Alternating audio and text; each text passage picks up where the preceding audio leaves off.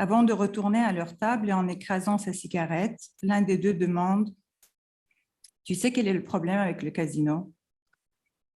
C'est que de temps en temps, on gagne. »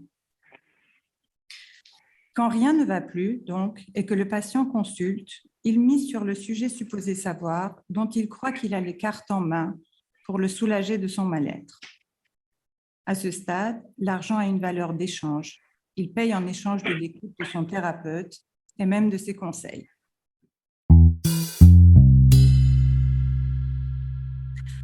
Que paye-t-on en psychanalyse? Alors, j'ai pris la question en quelque sorte à l'envers. Avec quoi paye-t-on en psychanalyse? C'était au début. Je pensais aux mots, à la monnaie du langage. Une expression courante a surgi, se payer de mots, avec ce pronom réfléchi, énigmatique. Larousse propose la définition suivante: se contenter de vaines paroles sans aborder le vrai problème. On paierait alors parce que ou pour que le langage ne remplisse pas sa fonction d'échange. On paye pour pouvoir se payer de mots le temps qu'il faut.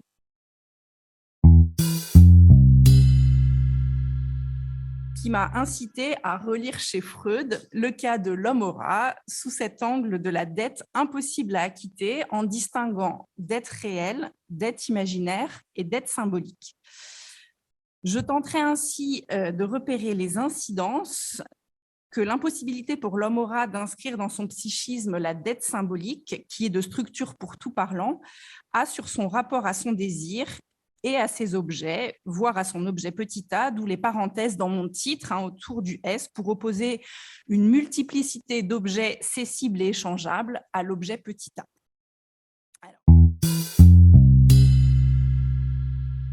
Je vais tenter d'articuler en quoi le dispositif de la cure analytique ouvre sur un autre savoir de l'ordre de ce qui échappe, ne peut que se dire, voire touche à un impossible.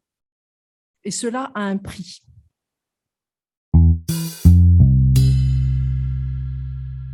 Au fond, ne paie-t-on pas le prix du renoncement à la complétude, au un de la fusion?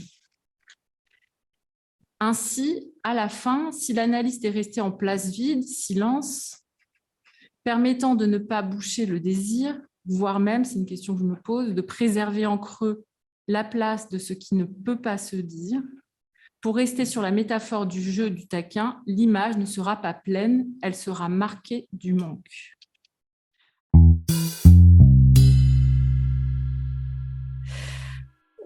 Au-delà de ce que représente le paiement des séances dans une analyse, au-delà du prix convenu dans le cadre analytique, le setting, qui lie l'analysant et l'analyste dans la relation transférentielle, il y a dans chaque analyse, pour chaque sujet, la question du coût.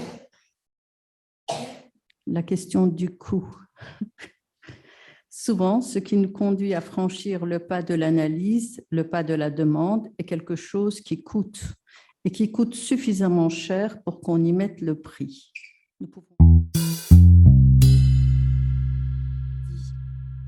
Alors, que faut-il payer encore? Lacan nous indique qu'il y a là déjà du savoir dans l'autre et qui est à prendre. Ce savoir est fait d'apprendre, qu'il met en un seul mot, dit Lacan, mais un appris qui n'est pas d'échange, mais d'usage. Le savoir, il s'agit moins de l'acquérir que d'en jouir.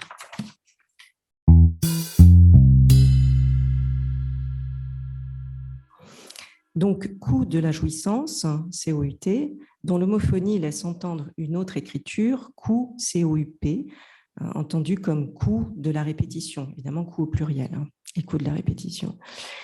Donc, passer à la caisse de la répétition rend le plaisir de plus en plus rare, plaisir entendu comme barrière à la jouissance, ça c'est une formule de Lacan dans l'acte analytique.